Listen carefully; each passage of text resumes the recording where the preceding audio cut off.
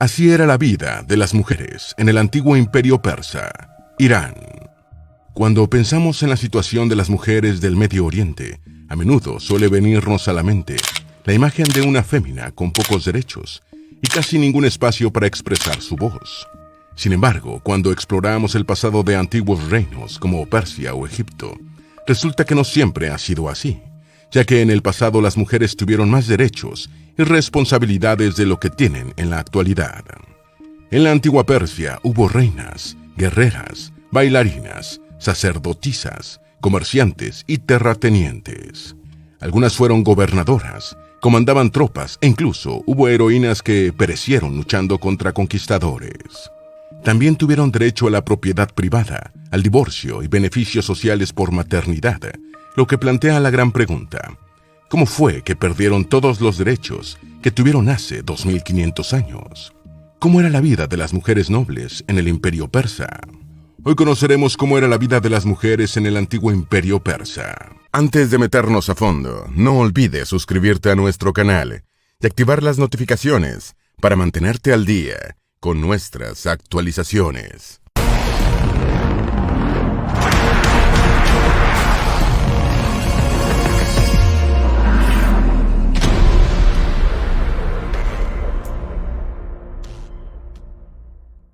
¿Qué fue la dinastía aqueménida? La dinastía aqueménida fue la primera familia real del imperio persa.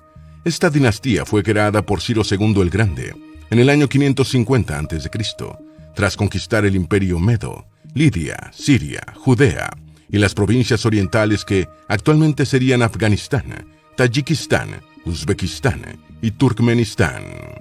La familia aqueménida controló Persia durante 2 siglos, hasta el asesinato de Darío III en el año 330 a.C., tras lo cual este imperio acabó siendo conquistado por Alejandro Magno hasta la muerte de este, 7 años después. ¿Eran familias endogámicas la élite del imperio aqueménida?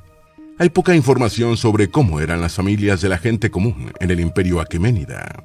No obstante, se sabe que las familias de la élite, que abarca al rey, los nobles, los sátrapas y los terratenientes, solían tener matrimonios de carácter endogámico, es decir, con parientes cercanos, ya fuese entre hermanos y hermanas, padres e hijas o primos. Estos matrimonios también podían ser poligámicos, es decir, que un hombre podía tener varias esposas y concubinas, y estaban organizados en torno a la figura de un patriarca, quien se encargaba de distribuir las propiedades entre los distintos hijos y nietos concebidos con sus esposas y o concubinas. En lo que se refiere a la herencia, documentos de Babilonia, Elam y Egipto, que en aquella época estaban bajo el control de Persia, revelan que si un hombre tenía hijos con 2 esposas, los hijos de la primera esposa heredaban 2/3, mientras que los de la segunda esposa solo 1/3. Sin embargo, estos documentos no aclaran qué sucedía con los hombres que tenían más de 2 esposas. En el caso de Babilonia, se sabe que los contratos siempre se celebraban entre el marido y los miembros de la familia de la novia. Comenzaban con la promesa del marido de que se le dará a la mujer en matrimonio y regalos que se le presentarán a la novia y a su familia. Los contratos se sellaban delante de varios testigos, que también fueron nombrados en los acuerdos. Por otro lado, las únicas excepciones a la familia polígama eran las familias monógamas judías y las familias egipcias, que eran vasallos de los persas y tenían otra organización. ¿Cómo era la vida de las mujeres en el imperio aqueménida? Las mujeres en la sociedad aqueménida vivían en un sistema de clases que se mantendría con muy pocos cambios en los imperios Seleucida, Arsácida y Sasánida. Estas clases comenzaban con las mujeres nobles, a las que le seguían las guerreras, las comerciantes, las supervisoras, las sirvientas y las esclavas. Las mujeres nobles. Las mujeres nobles eran un grupo profundamente estratificado que tenía a la cabeza a la madre del rey, seguida de la esposa principal, conocida como la Shakbanu, la señora del rey, las hijas del rey, las hermanas del rey, las esposas menores del rey, las concubinas del rey y otras mujeres nobles, esposas y familiares de los cortesanos, los sátrapas y militares. La madre del rey y la Shakbanu tenían su propio séquito que atendía sus necesidades, así como potestad para viajar por su cuenta o con él en campañas militares y para supervisar la administración. La Shakbanu podía firmar acuerdos con su propio sello y tenía acceso ilimitado al rey. Incluso era bienvenida en las visitas oficiales de dignatarios extranjeros y participaba en las reuniones y banquetes junto a invitados distinguidos. Las hijas y hermanas del rey servían principalmente para sellar tratados, acuerdos y negocios mediante su matrimonio, que les permitían tener sus propias tierras y realizar sus propios negocios, al igual que las esposas menores, y cuando no se esperaba que se casasen con alguien específico por razones políticas, podían elegir a sus propios maridos. Mientras que a las concubinas se les respetaba como mujeres de alto rango, aunque no se podían casar con la realeza debido a que eran, por lo general, extranjeras. Las guerreras. Aunque se ha documentado la presencia de guerreras no solo durante el periodo aqueménida, sino en los otros que le siguieron, solo han sobrevivido las historias de aquellas que nacieron dentro de la nobleza. El estudioso Kabek Farrokh señala que se han encontrado tumbas que atestiguan la existencia de guerreras en Persia, así como en Europa del Este. Entre las guerreras más destacadas se encuentran la general Pantea Artesbod, la esposa del general Aryazv, durante el gobierno de Ciro el Grande; Artunis, una teniente comandante del ejército, recordada por su valentía y habilidad en la batalla, que vivió entre los años 540 y 500 a.C., y Joutab Aryobarsan, una de las generales de Darío III. También está el caso de las dos Artemisas de Caria, que pelearon en diferentes épocas al servicio de reyes persas, aunque formaban parte de un territorio independiente. Las comerciantes y las supervisoras. De acuerdo con los textos de Persépolis, también hubo mujeres dedicadas al comercio, que tenían propiedades y realizaban viajes de negocios. En estos textos también hay constancia del pago de sueldos de las trabajadoras a sus cargos, así como de las ganancias por sus negocios. Entre las comerciantes más destacadas están la mercader Irdabama, que vivió durante el reinado de Darío I, y la reina Parisatis, que tenía el control de varios pueblos en Babilonia, y viajaba hacia ellos personalmente para recolectar las rentas. También existía la categoría Arash Shara, gran jefa, que servía para definir a las mujeres que actuaban como gerentes y supervisoras de grandes grupos de trabajadores, que recibían más vino y grano por ejercer este cargo. No había diferencia de sueldo entre hombres y mujeres. El sueldo de cada uno se basaba únicamente en la destreza y la experiencia mostrada en el trabajo. La servidumbre y las esclavas. Hasta el día de hoy no hay muchos detalles sobre cómo era la servidumbre durante el periodo aqueménida.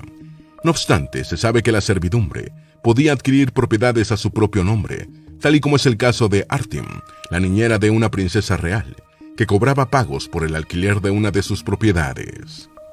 O el caso de Madamis, otra empleada de la corte real, quien dejó registros de pago de impuestos por el mantenimiento de una de sus propiedades, lo que nos revela que había responsabilidades fiscales comunes, tanto para hombres como para mujeres.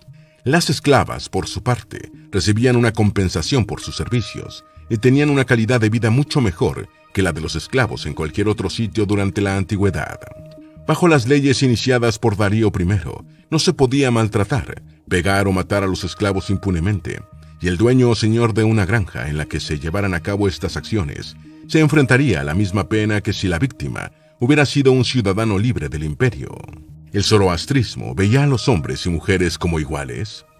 En el zoroastrismo no se veía a las mujeres y hombres como iguales, ya que las ideas de igualdad no existían en la antigüedad. No obstante, a diferencia de otros sistemas de creencias, el zoroastrismo veía a las mujeres como complementarias del hombre, porque tenían cualidades de las que él carecía, tales como la capacidad de dar a luz, de ser delicadas, de traer conciliación, entre otras. En el zoroastrismo existía la creencia de que esas diferencias eran lo que traía balance al mundo. Si el mundo siempre estuviese en guerra, las sociedades colapsarían y desaparecerían. Por eso las mujeres eran vistas como una fuerza vital que ayudaba a las sociedades a perpetuarse, algo similar al principio del yin y yang del taoísmo. En lo que se refiere a sus dioses, la tercera figura más importante después de Ahura Mazda, el dios principal del panteón zoroástrico, y de su enemigo mortal, el dios Angra Mainyu, era el de la Anahit, la diosa de la fertilidad, el agua, la salud, la curación, la sabiduría y ocasionalmente de la guerra, a la que los soldados persas solían rezarle para sobrevivir antes de entrar en batalla. El culto de esta diosa comenzó en torno al siglo VIII a.C. y se mantuvo durante cerca de 1400 años, hasta la caída del Imperio Sasánida ante los islamistas en el año 651 después de Cristo. ¿Cuáles eran los derechos de las mujeres en el Imperio Aqueménida? En los 220 años que duró la dinastía aqueménida, las mujeres tenían una serie de derechos que no eran comunes en otras sociedades de la antigüedad, entre los que se destacan: Número 1. Beneficios por maternidad. Aunque pueda parecer algo moderno, lo cierto es que los persas fueron una de las primeras sociedades en darles beneficios sociales a las mujeres por maternidad. Las mujeres embarazadas y las que habían dado a luz recientemente solían recibir un salario más alto. Si una mujer daba a luz a un niño, era recompensada, al igual que el médico que la atendía, con dobles raciones de comida durante un mes, mientras que si daba a luz a una niña, solo recibía una ración durante el mismo tiempo. Esto se debía a que los varones eran importantes al ser considerados como potenciales soldados para el enorme ejército persa. Número 2. Derecho a la herencia. Además de recibir derechos por maternidad, también se sabe que las hijas de la élite podían recibir una gran herencia, al igual que las esposas como obsequio por sus cumpleaños o como regalos de boda. Un ejemplo emblemático de esta práctica sería Parysatis, una reina a la que su padre le entregó una serie de aldeas y propiedades alrededor de las ciudades de Babilonia y Nippur, así como en el noroeste de Siria, como feudo personal. Mientras que las concubinas, por su parte, solían contar con asistentes personales y algunas propiedades de menor rango. Por otro lado, también existía la posibilidad de que las viudas heredaran los bienes de sus maridos fallecidos, incluso si no tenían hijos, y en el caso de que los tuviesen, podían transferir sus propiedades a sus hijos como herencia antes de morir. Número 3. Derecho a divorciarse. Aunque sí existía el divorcio en la sociedad persa, no existen muchos registros que hayan sobrevivido en la actualidad, a lo que se añade el hecho de que cada ciudad o comunidad podía tener o no su propio código legal sobre el divorcio. Se sabe que en Babilonia, si el marido decide tomar una segunda esposa y la primera no está de acuerdo, debe dar a la primera una suma específica de dinero para que ella pueda regresar con su familia, algo que equivale a un divorcio. También existían divorcios en la comunidad judía de Elefantina, entre los que se destacan uno documentado en el siglo IV a.C., en el que una mujer judía se divorció de su marido en una asamblea declarando que lo repudiaba, renunciando en el proceso a su mohar, o regalo de bodas, tal y como establecían las leyes judías. ¿Qué fue la dinastía Seleucida? Luego de la muerte de Alejandro Magno, varios de sus generales decidieron repartirse su imperio. Dentro del reparto, la región de Persia quedó a cargo de Pérdicas, un regente designado por Alejandro antes de su muerte. No obstante, su gobierno no duraría mucho, ya que Seleuco, el comandante en jefe del campamento, decidió poner fin a su gobierno en el año 312 a.C. Luego de esto inició la conquista de Mesopotamia, Armenia, Capadocia, Persis, Partia, Bactria, Arabia, Tapuria, Sogdiana, Aracosia, Hircania y otros pueblos adyacentes que habían sido subyugados por Alejandro Magno, llegando a tener un imperio que sería conocido como Seleucida, que abarcaba desde el mar Mediterráneo hasta el valle del Indo. Al principio, el imperio Seleucida se distinguía por su tolerancia religiosa y cultural, su burocracia eficiente, su comercio lucrativo y sus conquistas militares. No obstante, conforme fueron pasando los siglos, al tener una amplia influencia griega se trató de forzar a muchos de los habitantes a cambiar sus creencias y filosofías, desatando una serie de conflictos religiosos y políticos, tanto internos como con Roma, que llevaron a su colapso hacia mediados del siglo I a.C. ¿Cómo era la vida de las mujeres en el imperio Seleucida? Dado que los griegos no tuvieron la intención de suprimir los derechos de las mujeres persas, se mantuvo el status quo del periodo aqueménida, con el añadido de que ahora las mujeres podían participar en los cultos griegos como sacerdotisas, algo que en el periodo previo parecía estar prohibido por los zoroastristas. En esta etapa hay más representaciones de la mujer en la escultura, la cerámica pintada y el teatro, mostrando una mayor atención a la sexualidad y a su vida cotidiana. También comienza a registrarse más documentación sobre sus opiniones sobre el matrimonio, su papel en la sociedad, la educación y la conducta en sus vidas privadas, por lo menos en la parte del imperio Seleucida, controlado por los griegos y macedonios. ¿Qué fue la dinastía Arsásida? Conforme los griegos de la dinastía Seleucida trataban de iniciar un proceso de asimilación cultural de sus vasallos persas, comenzó a surgir un descontento que acabó con la rebelión de la ciudad de Partia, una satrapía del noreste de Persia que se independizó del imperio Seleucida en el año 312 a.C. Esta rebelión fue liderada por el sátrapa Arsaces, quien se convirtió en el primer monarca de la dinastía arsácida. En las décadas que siguieron, el imperio arsácida, también llamado Imperio Parto, le quitaría al imperio Seleucida el control de las ciudades de Media y Mesopotamia, extendiéndose desde el norte del Éufrates, lo que ahora es el centro-este de Turquía, hasta el este de Irán. Los partos adoptaron en gran medida el arte, la arquitectura, las creencias religiosas y las insignias reales de las culturas persa, helénica y parta. Los gobernantes arsácidas solían titularse a sí mismos como Rey de Reyes, bajo la pretensión de ser los herederos del imperio aqueménida, y llegando a aceptar incluso a otros reyes como vasallos, en lugar de reducirlos a la condición de meros sátrapas después de conquistar sus territorios. Este imperio también caería debido a conflictos internos, luego de la muerte de su último rey, Artabano IV, en el año 224 después de Cristo, siendo reemplazado por la dinastía sasánida. ¿Cómo era la vida de las mujeres en el imperio arsácida? El estilo de vida y las actividades de las mujeres de la realeza parta parece haber sido similar a los del periodo aqueménida. Los monarcas partos continuaron con la práctica aqueménida de casarse con miembros de su propia familia. No obstante, sí introdujeron un cambio. A las concubinas se les permitió casarse con la realeza e incluso adoptar el título de reina, tal y como ocurrió con la concubina Termusa a finales del siglo I a.C. También se introdujeron nuevos rituales funerarios, tal y como ocurrió con un enterramiento descubierto en el año 2020 en la colina Asgerrab de la provincia Isfahán de Irán. A pocos metros de la tumba de una dama parta, se descubrieron los restos de una adolescente de unos 12 o 13 años, acompañados de fragmentos de una jarra grande y una parte de la columna vertebral de un caballo sacrificado en honor a la difunta.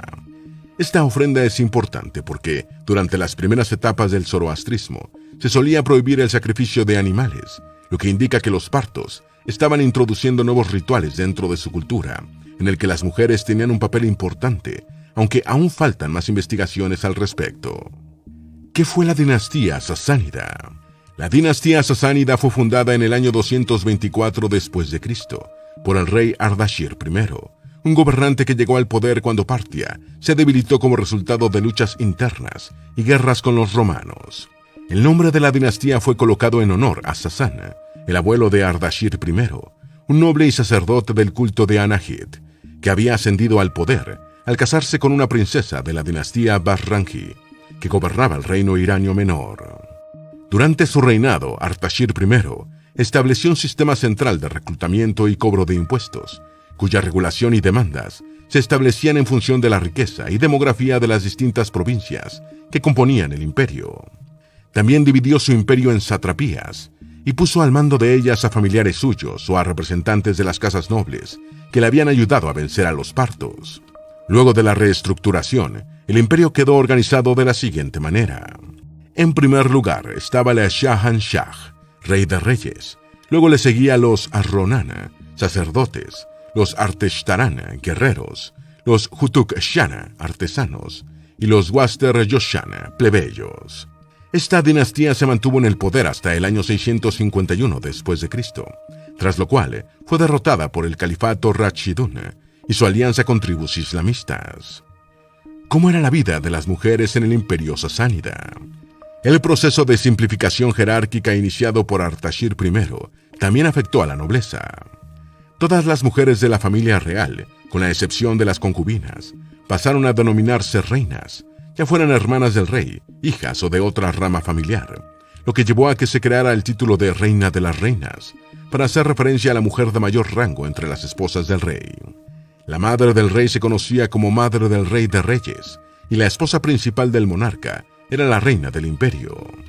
En lo que se refiere a la seguridad y diplomacia, hubo mujeres que trabajaron en dichos cargos, tal y como fue el caso de Aspas, jefa de la policía secreta bajo el gobierno de Ardashir II, que gobernó del año 379 al 383 después de Cristo, o el de la princesa Parin, hija de un alto oficial de la corte bajo el gobierno de Qabat I, quien fungió como diplomática en las negociaciones de paz entre el Imperio Bizantino y la corte de Cabat I, que reinó entre los años 488 y 496 después de Cristo.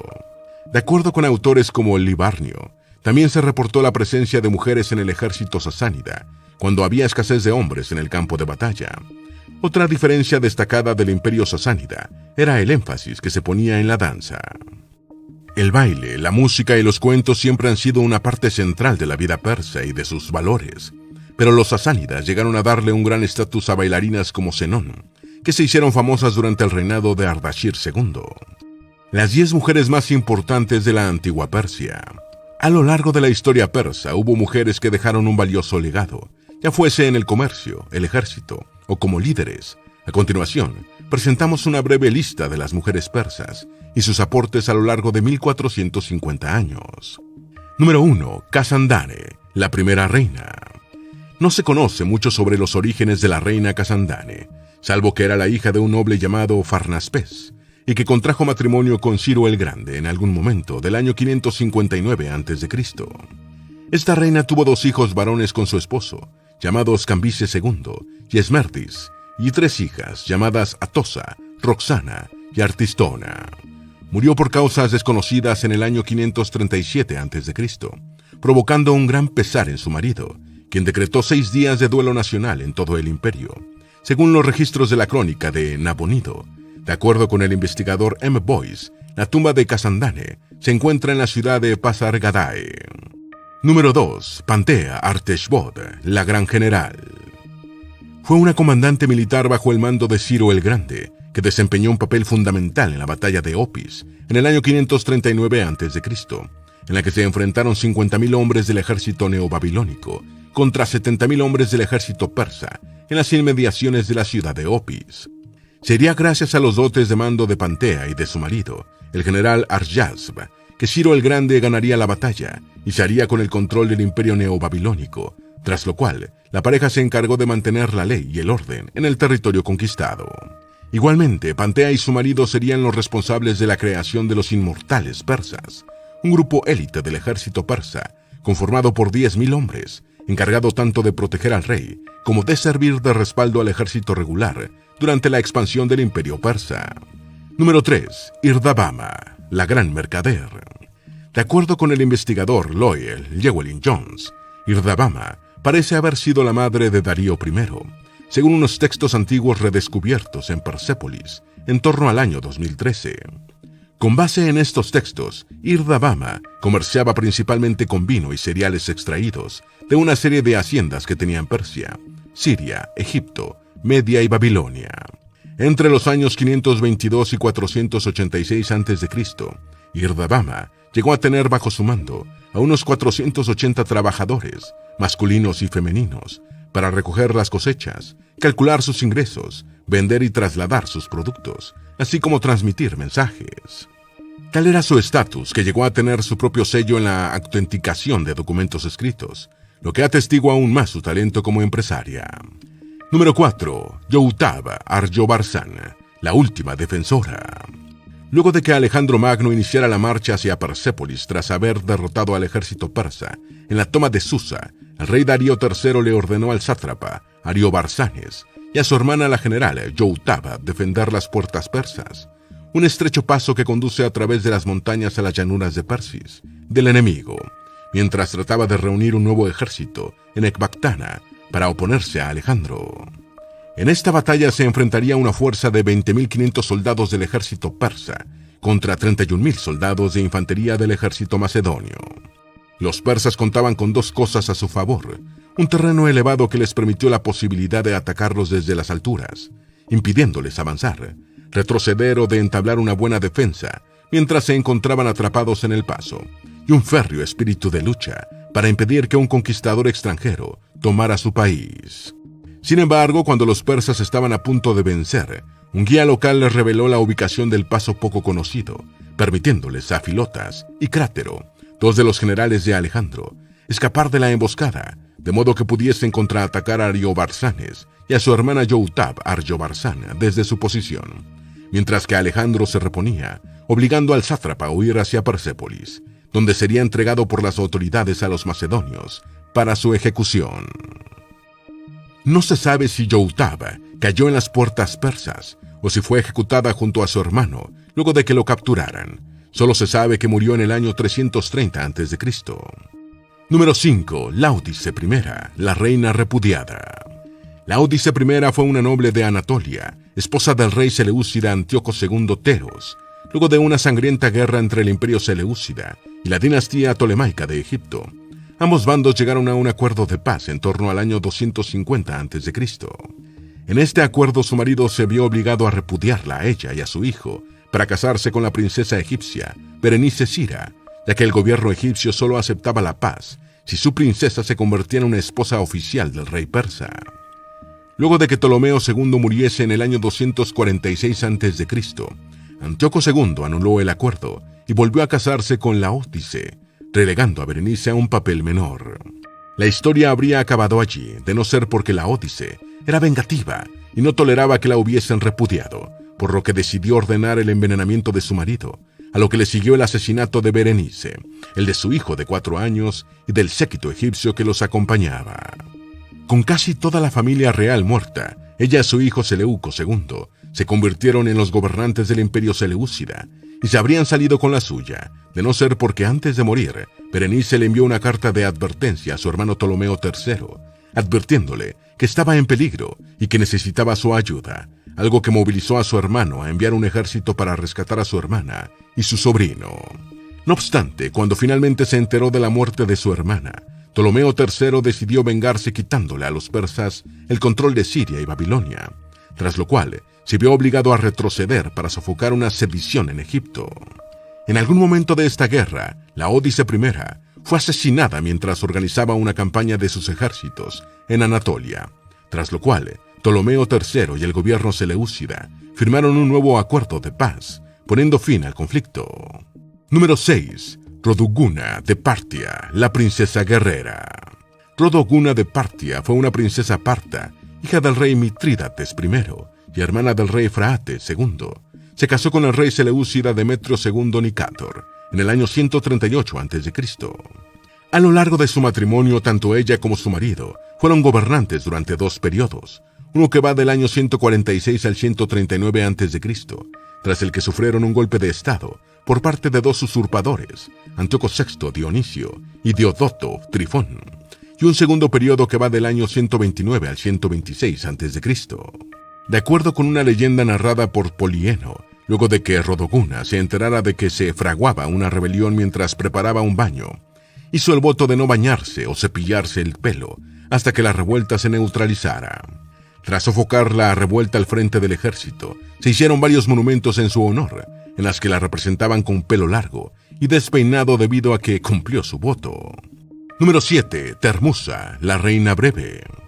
Termusa fue una concubina romana que había sido entregada al rey parto Fraates IV por el emperador Augusto, después de firmar un tratado de paz en el año 2 a.C. con este pueblo.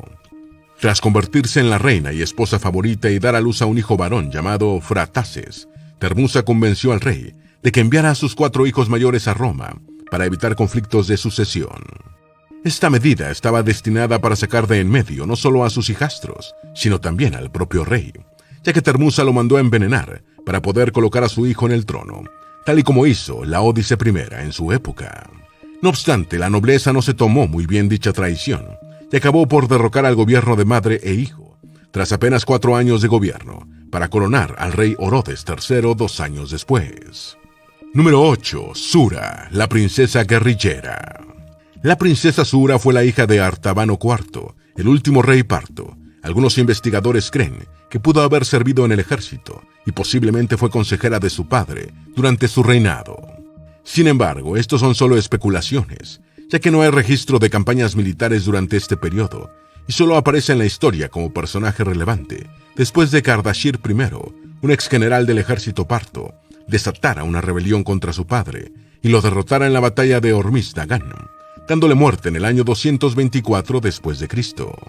De acuerdo con documentos de la época, Sura continuó la lucha mediante tácticas de guerrilla, buscando vengar a su padre, hasta que finalmente fue derrotada en batalla.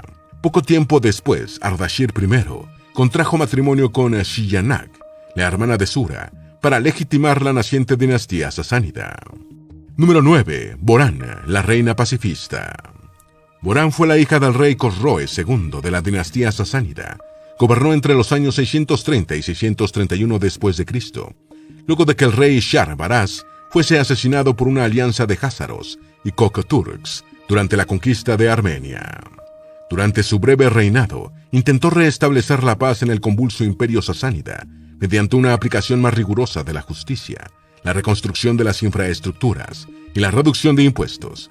Pese a todos sus esfuerzos, su reinado fue muy inestable.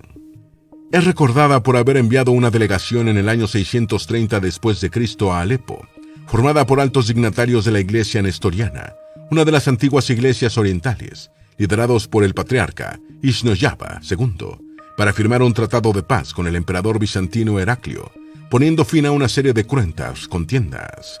Poco después de la firma, la reina desaparece de los textos, por lo que no se sabe si abdicó, si murió de una enfermedad o si fue asesinada. Número 10. Apranik, la última líder de la resistencia. No se sabe gran cosa de Apranik, salvo que fue la hija de un importante general sasánida llamado Pirán. Luego de que el imperio sasánida, debilitado por la lucha contra el imperio bizantino, fuese invadido por los musulmanes liderados por el califato Rashidun, Apranik tomó parte en el conflicto como uno de los generales del rey Yaxherd III, entre los años 632 y 651 después de Cristo. Tras la caída del imperio persa, ella y otras mujeres guerreras, como Negan y Asadek, continuaron resistiendo a la dominación islámica mediante tácticas guerrilleras, hasta ser abatidas por los islamistas, quienes las vencieron al introducir el uso generalizado de caballería montada en camellos en la batalla, que se desempeñaba mejor en terrenos sueltos y arenosos, además de desplegar un ejército mucho más grande que los sasánidas.